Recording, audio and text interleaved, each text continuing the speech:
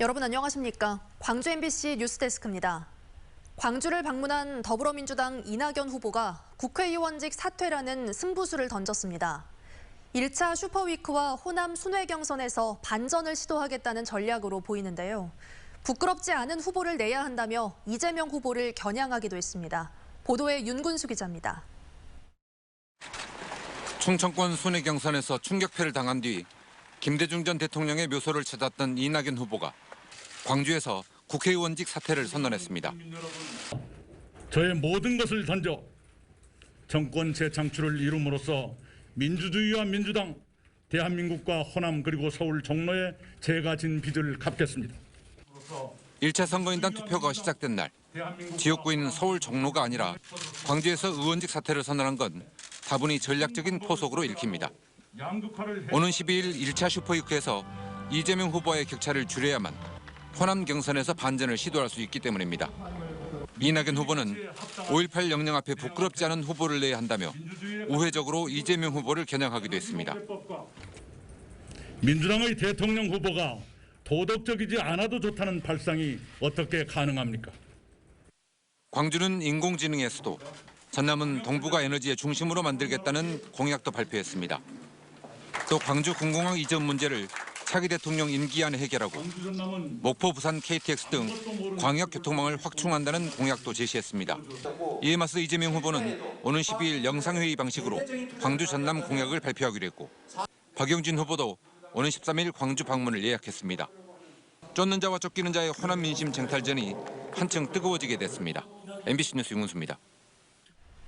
대선 출마를 선언한 정의당의 심상정 후보가 광주를 신민주주의 특별시로 지정하겠다고 공약했습니다.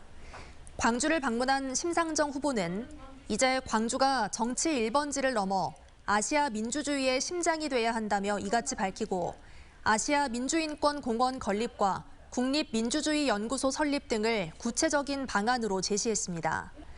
또 탄소 중립 도달 목표를 2040년으로 앞당기는 등 광주를 녹색 치유의 도시로 만들겠다고 공약했습니다. 오늘도 광주의 코로나19 신규 확진자 수가 두 자릿수를 기록했습니다. 개학과 동시에 학교에서 발생한 코로나19 집단 감염이 지역사회로 퍼지고 있는데요. 외국인들 사이에서의 산발적인 확산도 계속되고 있습니다. 보도에 이다현 기자입니다. 학생과 교사 14명이 감염된 광주 북구 중학교의 코로나19 확산이 인근 교회로 번졌습니다. 집단 감염이 발생한 학교 교사가 다니는 교회 교인에 대한 검사 결과 5명이 추가로 확진됐습니다. 이 교사는 지난 3일과 5일 이틀에 걸쳐 대면 예배에 참석한 것으로 확인됐습니다.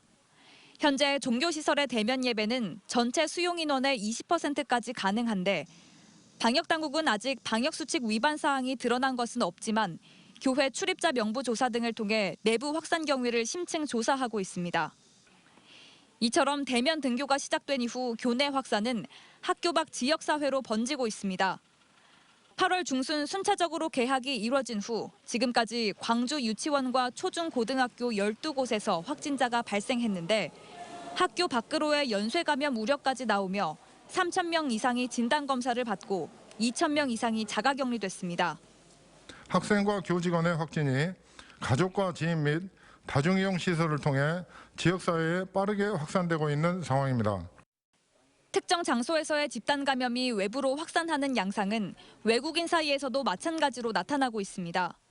광산구 물류센터에서 집단 감염이 발생해 전수검사 행정명령이 내려진 외국인 고용사업장에서 9명이 추가로 확진돼 관련 확진자는 44명으로 늘었습니다.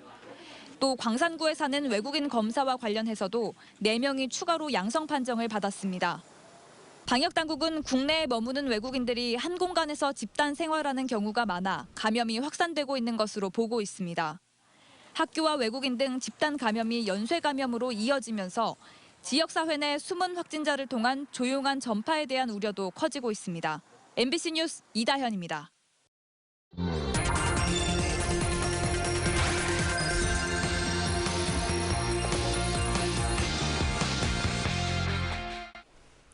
코로나19 대유행은 많은 이들의 삶을 크게 바꿔놨습니다. 광주 MBC는 세한대학교와 공동으로 코로나19가 우리 사회에 불러온 여러 변화들을 빅데이터 속에서 살펴보는 시간을 마련했습니다. 빅데이터는 알고 있다. 오늘 첫 순서는 코로나19와 학생입니다. 우리 학생들의 교육 환경에 어떤 변화가 있었을까요? 우종훈 기자가 보도합니다.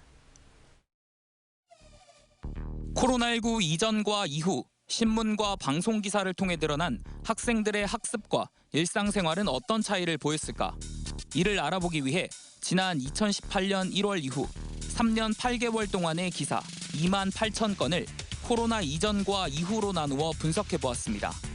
학생이라는 단어가 포함된 기사들과 여기에 함께 나타나는 연관 단어들의 출현 빈도, 직간접 상관관계를 살펴보는 의미 연결망 분석 등을 실시했습니다.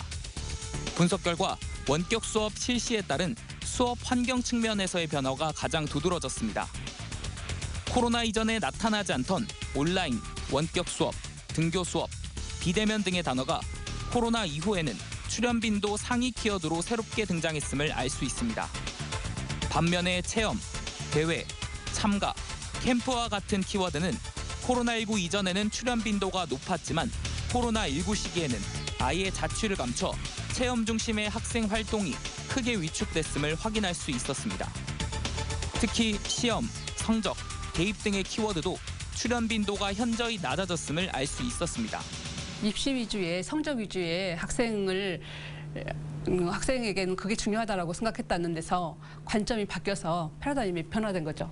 정말로 중요한 것은 안전이나 학생들의 건강, 또 집단의 안전. 교육 현장의 주 공간이 학교에서 가정으로 이동하고 있음을 보여주는 변화도 빅데이터 속에서 발견되었습니다. 학부모와 가정은 코로나 이전 시기에는 전혀 나타나지 않았다가 코로나 이후 주요 키워드로 등장을 했습니다. 사회적 거리두기의 영향으로 가정에서 머무르는 시간이 많아진 데 따른 것으로 학생들의 고민과 갈등이 학교 안팎에서 가정으로 옮겨갈 가능성도 보여주고 있습니다. 전통적 의미에서 학교에서 모든 걸 담당해야 된다는 그런 인식이 조금씩 변화되고 있고 변화를 해야 되는 거죠. 네. 한편 코로나19 이후에만 나타난 빈도수 상위 10개 키워드 가운데는 확진자와 감염, 신종 등 코로나19와 직접적으로 연관된 키워드가 전체의 90%를 차지했습니다. MBC 뉴스 우종훈입니다. 광주 전남 지역 예금은행의 산업별 대출금이 큰 폭의 증가세를 이어갔지만 증가폭은 축소됐습니다.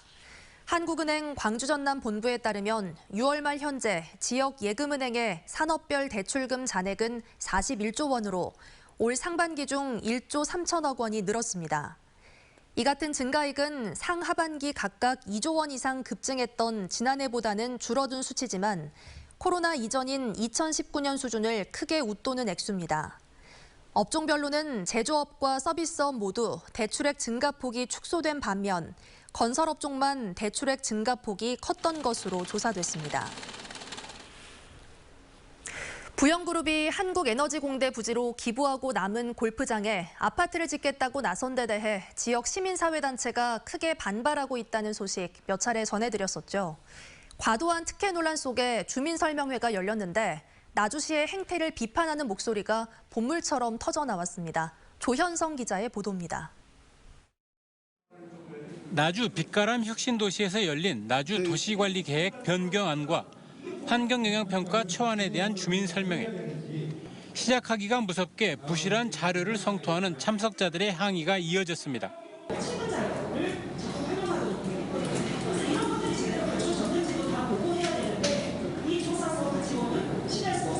이 설명회는 심각한 문제가 있으니 오늘 설명회는 안 하는 게 낫다.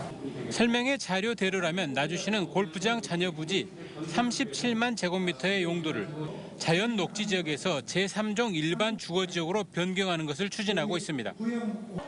이에 대해 시민단체 측은 용도 지역을 한꺼번에 5단계나 상승시키는 것은 유례를 찾아볼 수 없는 건설사를 위한 과잉 특혜라는 입장입니다. 53세대가 들어서야 할 입지 가능성에 대해서 논평한 게 없습니다.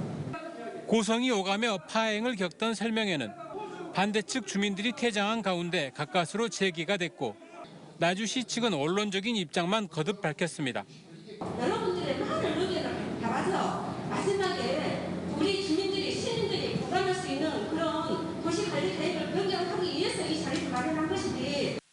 나주 부영CC의 아파트 건립 사업은 이번 주민설명회를 시작으로 주민 공람과 관계기관 협의, 도시계획위원회 심의 등을 거치게 됩니다.